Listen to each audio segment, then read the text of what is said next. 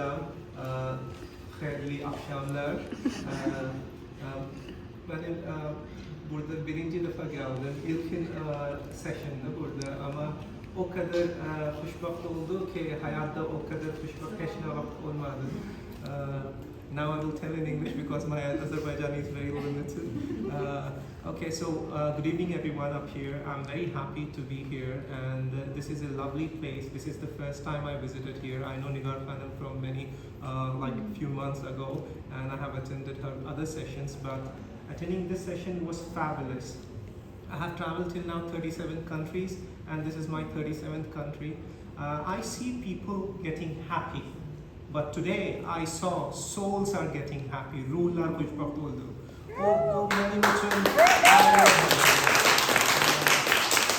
this is a complete different level of sessions what she is doing. She's not only like teaching the people how to be happy, how to be self-confident, but she's making everyone happy inside from the soul. So I appreciate her work, I appreciate everyone who came up here, and I'm very happy to know you all. You all are fabulous. I was like so happy. I can see each and every soul getting so happy. So I'm immensely happy today. Thank you very much for everything. Thank you.